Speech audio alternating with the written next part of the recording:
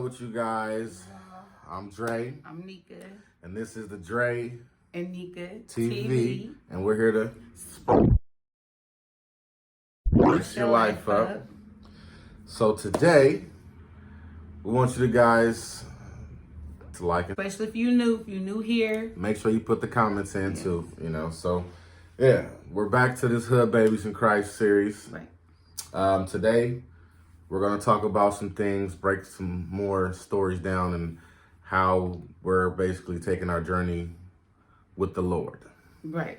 And the whole purpose of the Hood Babies in Christ thing, I think we kind of went over it in the last video. A little bit. But we'll go further. More. It's basically just letting people know how you can be transparent and be who you are and still have that journey to follow with Christ. You don't have to be a particular way, or you don't have to be a certain person. You can be who you are, just like in the Bible says, come as you are. You got to be who you are. You got to be authentic. Yeah. So, with that said, pretty much we're going to break down a little bit of our individual stories and how we both took our separate journeys with Christ. And pretty much I'm just going to let her start first. But yeah, we got some other clips too. We did actually go and get baptized. Yeah, we got baptized together. We did that. So we're going to put that in a little bit later, but we're going to break down the story a little bit. So I'm going to pass it on to the wifey. All right. So I started my journey with Christ. It's been 4 years now. It's been about 4 years now. And I was, if we're going to be honest and transparent, I was in a dark place. I felt lost. I felt broken. I didn't know what to do. I was always lashing out in anger, always breaking down and crying and hyperventilating. And I was just going through a lot. And so I reached out to a friend of mine. Me and her prayed together. And she told me maybe I need to, start my journey with Christ again. Maybe that'll help. And it did. The process was not easy at all, especially coming from, just doing whatever I want to do, being a hood baby, just, smoking, drinking, partying, messing with women, whatever I wanted to do. And I knew I was tired of being bitter and angry, so I needed to cut some things off. So I ended up starting going to small group, and small group helped me go back to church. So, and small group is like Bible study, but you have more conversation, I guess, than someone lecturing. I would say it's more of an on a family intellectual level. You can be who you can be comfortable. It's a comfortable space. Yeah, you can be who you are. Because at first, when I first went, I didn't want to talk. I didn't want to share, and they understood that. They was patient with me, and so I ended up joining the church. I ended up going to church, and in that process, I had to change some things about myself. I had to... Wait, she's not breaking down the layers. She's not explaining how she had to, become this new onion. Well, I'm getting to that. Yeah. So... You have to break down... So... how everything started with small group. How you went from, it was... Like I said, small group was rough at first, and then I started to share, after a while. How long did you go to small group? I went to small group for probably a few months before I started to share. And I wanted to share, but I was afraid that they was going to judge me because of the things that I've been through, things that I've done. Right. And I know that they haven't done none of the things that I've done, so I was a little like... And these is Q&As for people who may have questions too. Right. So how long before did it take you to start going to church? I can't give you really a time limit, but it took me a while. An estimate. For the people. After going to small group, it probably took me, it was on and off. So probably like 2 months. Like 2 months after going to small group, then they asked me, just try to come to church, try it out. So I did, and I ended up liking it. It was cool. I seen my small group people there. So they encouraged me and motivated me to continue to go to church. Of course, I still have my days where I battle, because you hear a pastor say one thing and then you see another thing. So You're like, wait, I'm confused. But I had to learn in that process, we all are human. Just because you go to church for a long time, or just because you minister or you preach, don't mean you don't sin. And Don't mean you perfect. It don't make you no better than me. So I had to learn that. I had to learn self-love because I didn't know how to really love myself. I thought I did. I really did, until one day me and my husband was talking, and I was like, well, I want you to respond to, me like that one day. And he was like, no matter how much I tell you you're beautiful, if you don't believe it, it ain't gonna matter. So I had to really go through that process. And he came home from work one day, and I was like, I'm ready to cut all my hair. And I had them all parted up in ponytails and stuff. And he was like, today? And I was like, yeah, today, let's cut all my hair. Snip, snip. And so we cut all my hair off. And it was hard to look at that, because I've never seen myself without any weave or she was something in my face. Going head on, attacking the demons head on. Yeah, I didn't play no game. So that was a little rough, especially for people to see me with my hair like that. That knew me, they was just like, what's going on? I had to get her to understand, you got to love yourself, no matter what you look like, no matter what your hair what hair texture you may have. Yeah. And then in that process, I was looking in the mirror. I could see myself. I was wearing weaves and braids all the time. Every time I had a weave, it was some type of weave in my face. So I was never, ever really to look at me and enjoy the beauty that I have naturally. So when I had my hair cut and I had my hoop earrings on, I was just like, okay, I like this sneaker. Like, she's beautiful. I love this right now. So now I can cut my hair again and it won't faze me. She's, it took a drastic measures for her to find her own self-confidence. Yeah. And I noticed that I wanted validation from everybody. Like, that's why I liked it, Instagram and Facebook so much, posting so much, because I wanted people, I like this picture, your hair looks nice, or even feeling validation from my family. Like, I don't need to have validation from nobody that I am beautiful. I am, regardless. So, yeah. So back to my journey. So, that was this journey for me been like a roller coaster, I would say. Yeah. Up and down, because one day I'll be good, but another day I'm not, because I'm trying to fight against things that I want to do, that I know that make me feel good, but it's not good for me, so I can't do it. So that whole battle, and then having a mind battle also, that's a whole nother thing. And having trust issues, have abandonment issues, rejection issues. Like, I had to face all of that. You have to face it, and also, for the audience, you got to explain to them a little bit. The things that you had to endure, the things you had to go through, your thoughts, the things that you were. So there was a time I went through in my dark place, because I just guess it's like a whole dark time. I was thinking about suicide. And then I had asked my husband how would he feel if he walked in and I was trying to commit suicide, and he just was like, I would feel really sad. And even for me, like, to even ask that, I was like, something is wrong. Right. Like, why am I even thinking like this? What is going on in my head? I was suppressing memories and things that had happened to me as a kid that I didn't remember until me and him started having more conversations. A lot of her past trauma, she was bottling and just holding everything in. Oh my gosh, I went to church one night with my grandmother, and I came home to my husband and I was in tears, and he was like, what's wrong? And she was, I'm not even going to say the D word. She was intoxicated. No, not that. Not that moment? Not okay. that night. Not no. that one. But this night, I had just went to church, and the pastor had said, God is about to do something in your life. And I had just felt the need to share what was going on with me inside. Like, why was I so angry? And I spilled out everything to him, everything that I could think of. It took about 2 hours, and he just sat there and listened to me.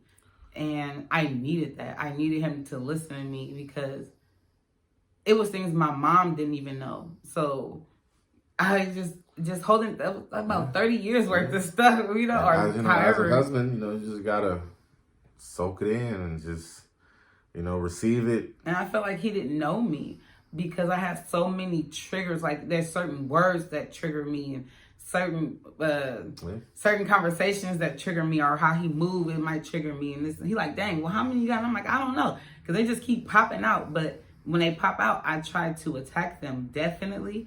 I don't have to feel rejected. I learned that. I don't have to feel abandoned, even though, you know, we go through things in life. We wish we didn't. We wish things was different in our lives, but I needed to go through those things to be who I am now. So it made me humble. It made me to have more patience. I'm still working on the patience thing, but it definitely helped me to have patience and stuff, and to love others differently. And along the way, along the way, know, she was working. She was, you know, it's not a easy process. It's a due process. It takes time. You know, what I mean, you have to, you know, wait, do the work, put in the work. You know, I had to actually get up and pray, like really get up and pray. I get up and pray every morning around certain times. I had to train my mind to think otherwise, because I was so used to thinking about everything negatively. Everything, especially men. I didn't even know I wanted to get married deep down inside, but I used to say, I don't never want to get married because all men do is cheat anyway. Boy, have to change that stereotype. And then I met him like, no, all men don't cheat. Okay, so but that was hard because I was taught all men. She was brainwashed. Cheat. You have to have a backup plan. Brainwashed. So every time he did something, I was just like, I don't know, that's like a red flag to me. But it really wasn't. So it was just my insecurity. She was brainwashed out of love, though. It wasn't like, you know, it wasn't, you know, it's just family traditions. It's strong women, and you know, just feeling independent. Yeah, independent. You know, independent women having their own, you know, their own strong opinionated thoughts. You know, so. And even with the when we were poly and we were dating women together, that's a whole nother. I went through a whole thing with that because I didn't know I was getting jealous. I thought it was something that I wanted to get into. I thought it was something that I liked. But then when we got into it and we started really doing things and having different women, I noticed it was something that I don't like. I don't like sharing my husband. And I got jealous. Like, it was like I didn't understand what the feeling was, but then I had to really recognize, no, you jealous. That's what it is. And you don't like this, so you need to just cut it out.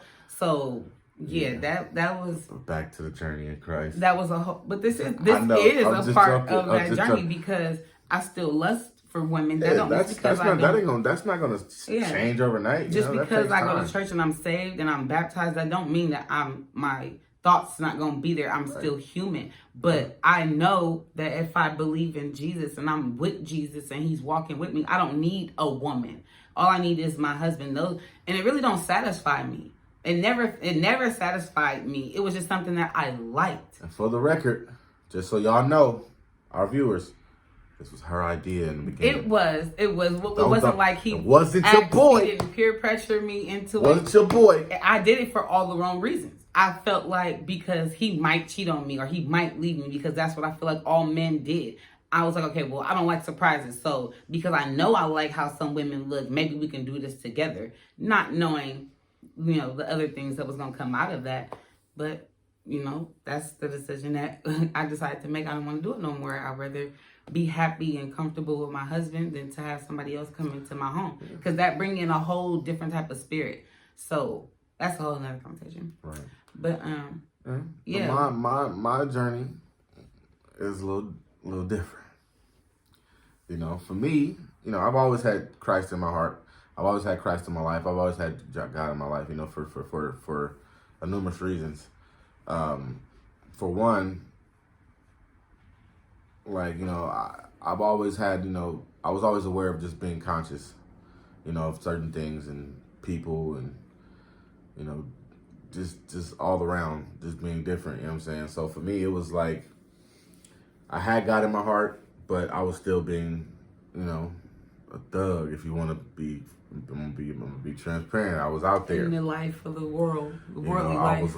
I was out there, you know, really being, you know, who I was at that time, you know what I mean? And I still had a lot of growth, you know what I mean, that I had to go through. So for me, you know, I wasn't really going to church, you know, when I was, you know, younger. So for me, it was just going through trial and tribulation, going through, you know, trial and error, you know what I'm saying? Things that I had to learn along the way.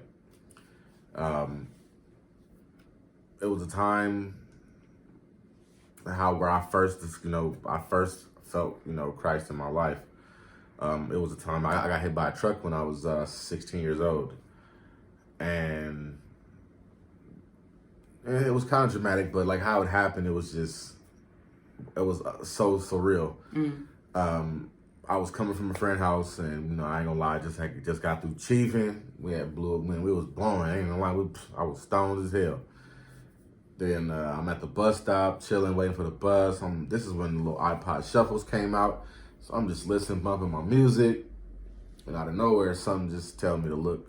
I'm just, like I said, I'm in my own world. I'm sitting at the bench, you know what I'm saying, just waiting, and I just felt the presence. Something just telling me to look to my left, and as I did, the car was coming right at me. So I had like a split, literally like a split second to make a choice: sit there or try to jump. My reaction was to try to jump, which my initial reaction is what saved my life. Because if I wouldn't have jumped, I probably would have been in a lot worse shape than I was. I had to go through, some physical therapy, a little, different surgery, but it minor, wasn't too serious. Fast forward, like I said, that was just one moment that I had realized that, over time that, it was God, what I'm saying, that was in my life, and he's, from that point, like, he had guided me, from so many different places. And to fast forward, to now, us being married, it was another moment where I was working, doing security. And this is one time we wasn't doing too bad, but we weren't doing too great either. And I was only probably working like maybe 2 or 3 days out of the week, you know what I'm saying? The pay wasn't really too much. So it was like, man, I was stressing every day, waking up to 5 a.m., 4 a.m. to get to work every day for the days that I was working. And, so it was just a struggle. And so I pretty much was just losing faith. I was losing a lot of just in me, in myself. So for me, it was like, man, I don't know what else I'm going to do. I kept trying to be, a little too hasty with my decisions. I wasn't letting God move me. I was just trying to make my own decisions. So I'm like pretty much on the edge of pretty much quitting my job at this point, because I'm like, I don't know what else I'm gonna do. I need to go look for a better job. You know what I mean? I got bills, I got rent, I got things to do. So as I'm at work, there was this lady that was real nice. She was an older lady. She used to always, white ladies, she used to talk to me. We used to always say, have conversations. And I just felt convicted to speak to her about this particular situation. She asked, so I figured, I'm not gonna, I'm not a prideful person, so I spoke to her about it. And I was just letting her know how, my situation and how I was feeling. And, I'm like, man, because every day, I should show up for work, do my job, and do my job well. If, a lot of people who met me throughout my job career, they know me. You know what I'm saying? I'm a real hard worker. So it was, I can grasp people in a different way. So for me, after, conversating with her, I decided, I'm like, I called my wife. I'm telling her, like, man, look, I think I'm about to go home. Like, I'm about to come home. I'm just like, at this point, I don't know what to do. So I decided to leave, and I did. So, and I look at it now. It was a test of my faith. But like I said, I just decided to leave. Like, you know what? I'm gonna leave it up to God. I don't know what else to do at this point. So fast forward, I get a call from one of my coworkers, because I had maybe 3 hours left from 4 hours left in my shift. So I decided to leave a little early. So my coworker called me when he gets to work. He's like, hey, I got this lady that works up here. She wanted you to come up here. And I'm like, for what? Like, I'm just like already like this down, like, not feeling well. So he's like, I don't know, but she was just telling me to tell you to just come up here. So I'm like, all right. So I decided to come up there. As soon as I walk in, she walks in, and then she hands me this envelope. I'm like, what the is this? So then she just was like, just open it. So I open it, and all of a sudden I just see all this cash. And I'm like, it wasn't it. But the crazy part is, we were just scrambling up all the money for the rent, and we were short. I think it was what, $300.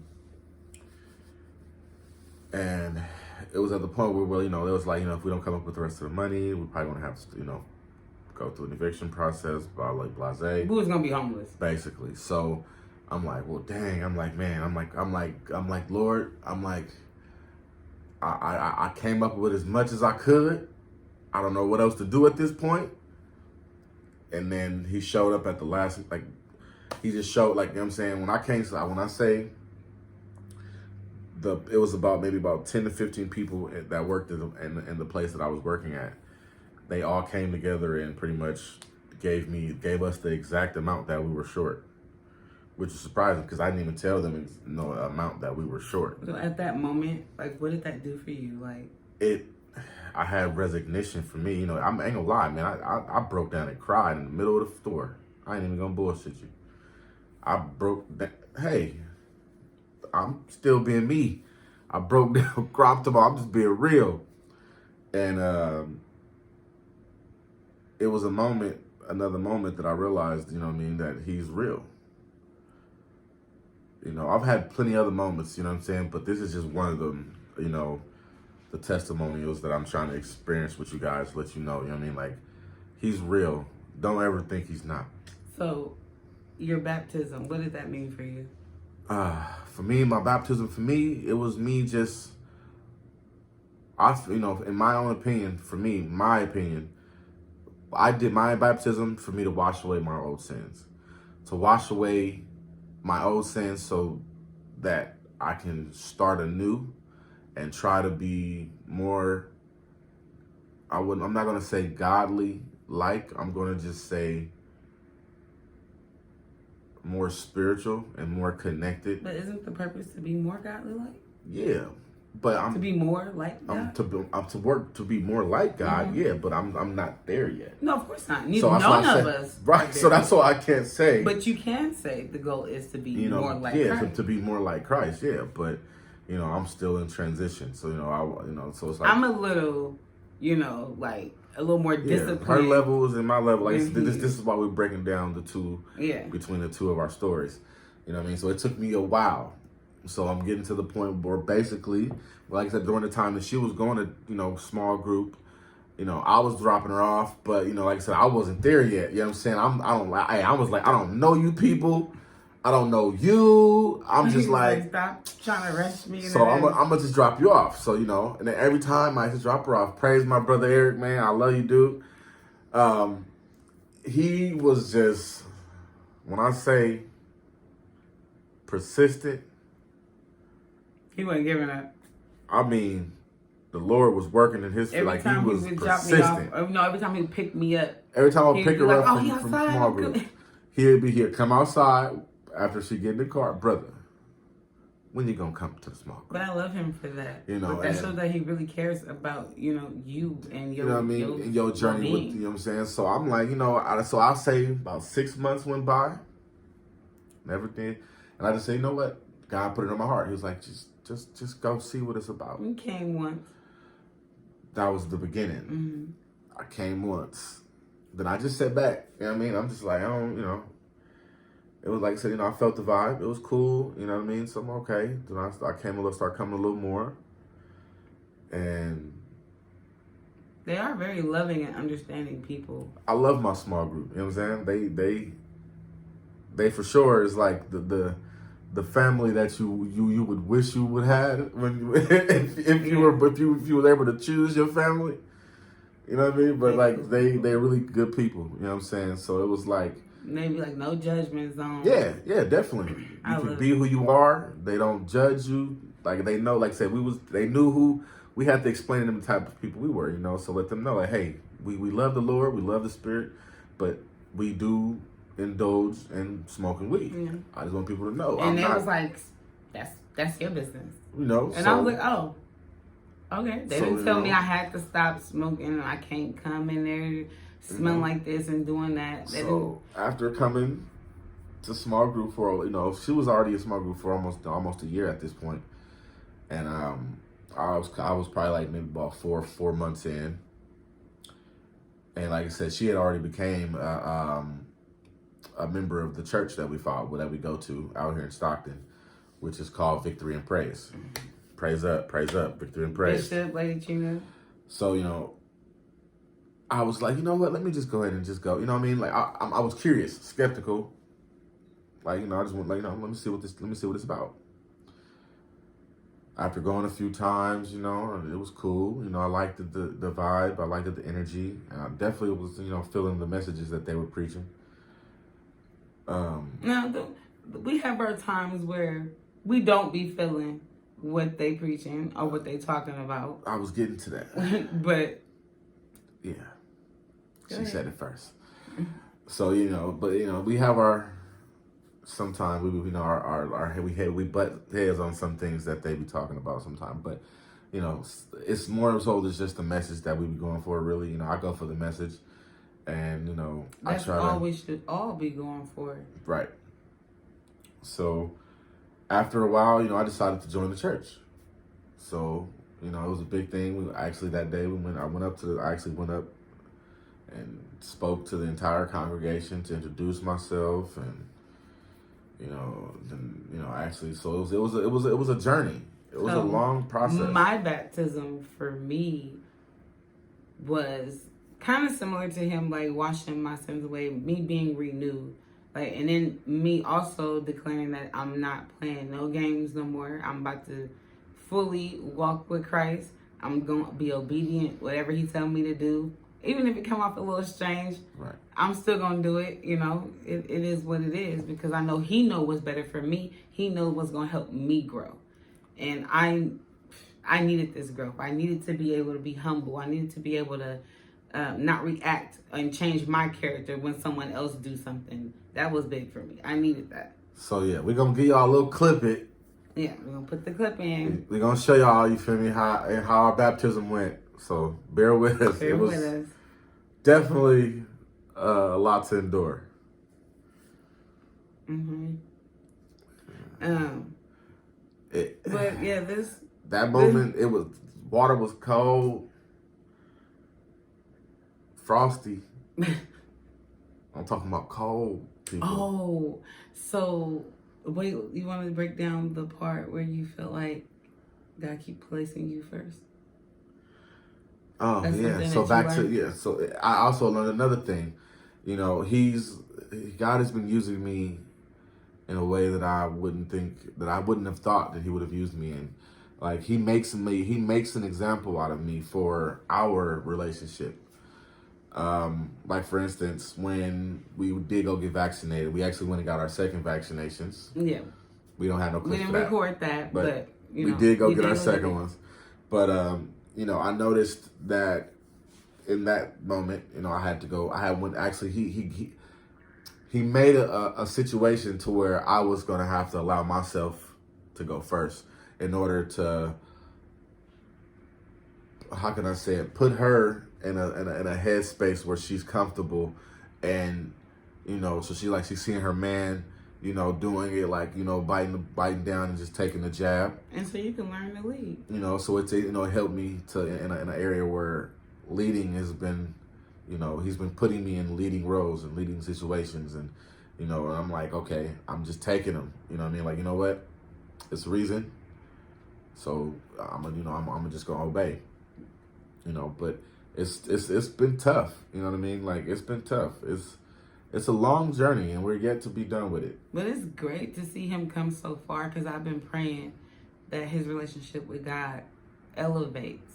I don't want him to stop where he gets to a certain point. I want him to keep going as high as God is allowing him to go. Like, I feel like everybody should do that. Don't just stop. Even pastors, don't just stop because you at a certain point. Keep going. Keep trying to grow. Keep trying to change and become a better person. Keep trying to change your heart and to learn how to love. Like, that's really the big thing. I feel like when me and him went through the stuff with the coworkers and things like that, I had to respond out of love and not frustration, because I feel like he really didn't understand. He genuinely didn't understand what I was feeling. So I had to really sit down and hold his hand and be vulnerable, which is something I'm not used to doing. I'm not used to being vulnerable and exposed. I automatically just like, withdraw when I gotta be vulnerable. But being in this marriage with him is teaching me that I need to learn to be vulnerable. I have to be vulnerable. I have, in order to love, right? Yeah, but it also teaches us how to be accountable too. That too. You know That too, because we hold each other accountable for things that we vulnerability. You have to be vulnerable, but you also have to be, on the other end as well. You have to recognize your stuff, your mess. It's a two-way road. Like I don't never just try to point out stuff that he doing wrong. I always try, especially if he asks me, well, what you think? I try to tell him, like, maybe you need a little work in this area. And sometimes I do, like, that's your problem, But then God checked me, like, that ain't your place. You ain't even supposed to be telling him that. You supposed to just be quiet because he has me in a learning position right now. I know that he's using me as an example for me to show my husband love because he hasn't really had it. He don't know what real love look like besides, like, from his grandmother. And they barely expressed love to each other. So he's using me to do that with my husband. Yeah. So that's a whole nother journey. Yeah. We're going to talk about that some other time. But just so you guys know, like, God loves you no matter who you are. Yeah. You can be a hood baby, prostitute, whatever you are. You want to be a thug. I feel like if you're ready to change, you can always come to Christ. He loves you no matter what you're doing. And we do break his heart when we're doing it. But he gonna always accept you as long as you're willing to change and you still not going back willingly to sin. I feel like, if you sin, he'll forgive you. But if you're going back and you constantly doing it on purpose, then of course, that's the consequence that you're going to have to talk to with God. Change is not easy. It's not easy for nobody. No, it's not. But you have to want it. Yeah. You have to want it. How bad do you want it? That's when you come in, we have to discipline yourself. Because I didn't know how to be submissive. I wasn't a submissive wife. I was this aggressive female, like, I don't know, you trying to control me, and that ain't even the point. Like, that wasn't even what he was trying to do. He was trying to teach me. Right. He was trying to lead. God was, in the beginning of our relationship, he gave me my teaching hat. I was trying to, show her a better way, a better way of, of living, a better way of, earning your keep, a better way of, understanding stability. Like he gave me, the teacher's hat to help her become the woman she is today. You know what I'm saying? So it all starts with that little seed. Yeah. The seed that you drop. You know what I'm saying? It's going to sprout. Now when is that's up to God. Yeah, that's up to God. You can't force nobody to change. You can't force nobody to do nothing. Is you gonna be willing to step out into that sun to receive God's grace, so you can grow a little bit stronger. Yeah. So it just takes some time. And also just giving yourself the right tools, and the right access. And now that we are baptized, I am praying that we can, grow deeper as a couple and also individually with Christ. And I don't know, I just want us to keep growing. Like, that's really all I want, is just for both of us to keep growing and be who God created us to be. That's all I can ask. Like, I'm happy where God has me right now. I can say I definitely feel the change. I'm happy with that. I'm happy with the person that I am. I don't have to be angry all the time. I don't have to respond to my husband in a negative way. I don't have to think, oh, he trying to control me or nothing like that. No. And even if my husband does something wrong or something I feel like is wrong or something I don't approve of, I also had to learn that I have no control over that.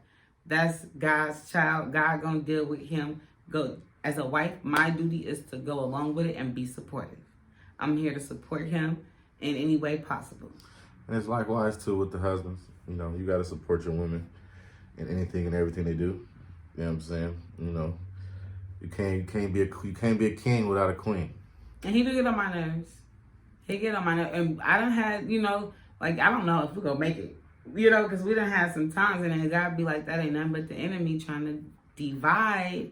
And that's what the enemy comes to do, kill, steal, and destroy. So you got to be willing to make sure that when those moments happen, you got to learn to stand you got to be firm. stronger. You got to be strong as ever. For real, because the test is going to come.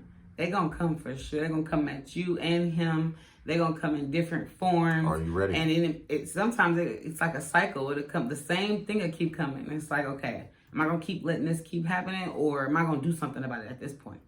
So either you got to make a change, or your spouse got to make a change. Somebody got to be the bigger person. Somebody has to have a greater heart at that moment so y'all can get through it.